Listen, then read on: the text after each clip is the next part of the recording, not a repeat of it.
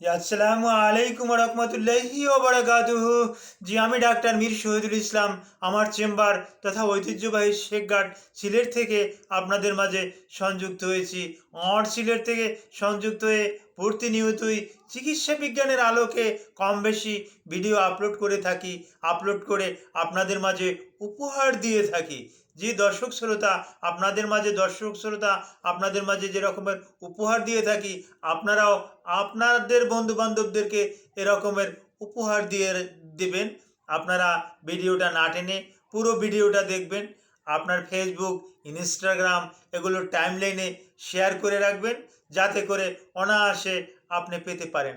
আর অবশ্যই চ্যানেলটা সাবস্ক্রাইব করে অল নোটিফিকেশন বেল ওকে করে রাখবেন। পরবর্তীতে আমার এই আপডেট ভিডিও অনায়াসে পেয়ে যাবেন।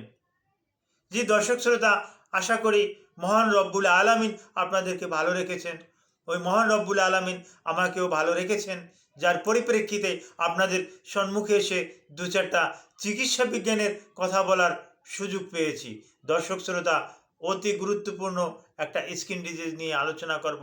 স্কিন ডিজিজটা সহজে ভালো হতে চায় না, মানুষকে অনেক চেতায়, অনেক সমস্যা করে এবং এটা রিকারেন্ট হয়, বারবার ফিরে আসে।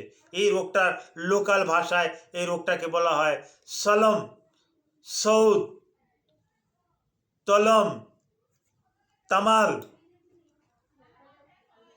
সুলি এরকমের নামে ডাকা হয়। তবে সাধারণত সলম, সৌদ, সুলি এই নাম তিনটা বেশি পরিচিত। সলম, সুলি, সৌদ এই তিনটে নাম বেশি পরিচিত। এটা বাংলা নাম। আর আমরা চিকিৎসকরা এটাকে বলিয়ে থাকি পিটাইরিয়াসিস, পিটাইরিয়াসিস ভার্সিকুলার অথবা টিনিয়া ভার্সিকুলার। তো পিটাইরিয়াসিস ভার্সিকুলার এই রোগটায় শরীরের তেমন একটা ক্ষতি করে না, কিন্তু দেখতে অত্যন্ত বিশ্রী, যার পরিপ্রেক্ষিতে সে ওই লোকালয়ে খালি গায়ে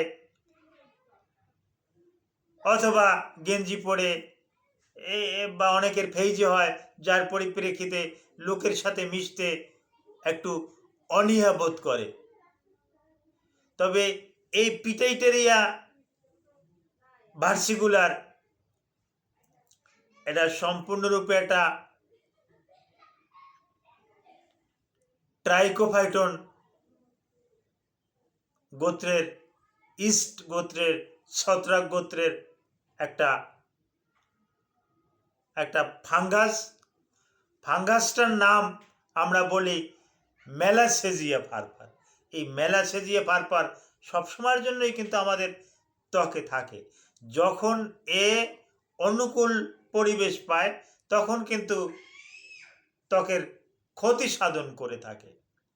ত্বকের উপরে যে ইপিডার্মিসের লেয়ারটা খেয়ে সাদা করে ফেলে।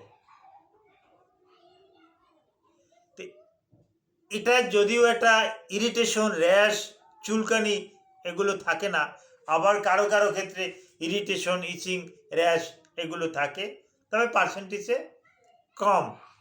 আর এই রোগটা গ্রীষ্মকালে বেশি দেখা দেয়, শীতকালে কম। আর এই রোগটা যাদের আছে তাদের বেশিরভাগ ক্ষেত্রেই দেখা গেছে ড্যান্ড্রাফ আছে, ওই রুগীদের মাথায় ড্যান্ড্রাফ আছে। ড্যান্ড্রাফটাও কিন্তু মেলাসেজিয়া ফারফারের একটা অন্তর্গত। এটাও কিন্তু ট্রাইকোফাইটন গোত্রের একটা ফাঙ্গাস। এই ফাঙ্গাসটা চেনার উপায় কি? আমরা সরাসরি ক্লিনিকে আমরা মাইক্রোস্কোপ দিয়ে দেখে শনাক্ত করতে পারি। মাইক্রোস্কোপও লাগে না, আমরা দীর্ঘদিন দেখার অভ্যাসে, দীর্ঘদিন দেখতে আমাদের এই 20-25 বছর দেখতে চোখ দিয়ে দেখা মাত্রই বলি যে এটা পিটাইটেরিয়াসিস ভার্সিকুলার, এটা টিনিয়া ভার্সিকুলার, এটা টিনিয়া পেডিস, এটা টিনিয়া কর্পোরিস, এটা টিনিয়া ভার্সিকুলার, এটা টিনিয়া ইঙ্গুইনাল, আমরা দেখা মাত্র এগুলা বলে দিতে পারি, কিন্তু যারা কখনো এগুলো দেখে নাই, এ নাম শোনে নাই, তাদের পক্ষে তো আর এটা বলা সম্ভব হবে না। এটা সম্ভব হবে না, এটাই স্বাভাবিক। সম্ভব হলে তো তিনিও এই চিকিৎসা বিজ্ঞানের সাথে জড়িত থাকতেন। আর এটা কোথায় কোথায় হয়? এটা from head to ankle sprain, মাথা থেকে পা পর্যন্ত সব জায়গায় হতে পারে। তবে বেশি যে সমস্ত জায়গায় হয়, পিঠে বেশি হয়, ব্যাক সাইডে বেশি হয়, এই বুকে বুকে বুকে হয়, এই বগলের বাজে বাজে কিন্তু হয়, ইঙ্গুইনাল অঞ্চলে কিন্তু হয়, ইঙ্গুইনাল অঞ্চলে ছোপ ছোপ, অর্থাৎ যেটাকে আমরা ওই যৌনাঙ্গের ছলম বা যৌনাঙ্গের ছৌদ বলে থাকি। এটা পরীক্ষা করার আরও একটা উপায় আছে। আমরা বিশেষ ধরনের একটা লাইট ব্যবহার করি। এই লাইটটার নাম উড লাইট। আমার কাছে আছে, আমি একটা সময় আপনাদের দেখাবো। এই উড লাইটের মাধ্যমে, উড লাইটটা যদি সরাসরি ওখানে প্রয়োগ করা হয়, তাহলে এই ছৌদের কালারটা সম্পূর্ণরূপে গোল্ডেন কালার ধারণ করে।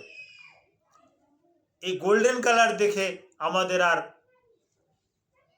আর বাকি থাকে না, শনাক্ত করার আর বাকি থাকে না। আর এটা কাদের কাদের হয়ে থাকে? যাদের ইমিউনি সিস্টেমটা দুর্বল, তাদের ক্ষেত্রে হয়ে থাকে। যারা দীর্ঘদিন যাবৎ টাইপ 2 ডায়াবেটিস মেলাইটাসে ভুগছেন, তাদের ক্ষেত্রে হয়ে থাকে। ক্রনিক লিভার ডিজিজে ভুগছেন, তাদের ক্ষেত্রে হয়ে থাকে। ক্রনিক রেনাল ডিজিজ, যেটা সিকিডি হিসাবে পরিচিত, এই সিকিডিতে যারা ভুগছেন, তাদের এই পিটাইটেরিয়া ভার্সিকুলার এটা হয়ে থাকে, অর্থাৎ শৌচ সলম এগুলো হয়ে থাকে। এগুলার চিকিৎসা কি? একটা চিকিৎসা তো আছে। হ্যাঁ, চিকিৎসা আমরা ট্রপিক্যালি কিছু অয়েন্টমেন্ট দেই, কিন্তু সর্বনিম্ন 3 মাস। 3 মাসের আগে এই পিটাইটেরিয়াসিস ভার্সিকুলার বা টিনিয়া ভার্সিকুলার, এটা 3 মাসের আগে যাবে না, আরও বেশিও সময় লাগে, 6 মাসও লেগে যায়। তো সেক্ষেত্রে আমরা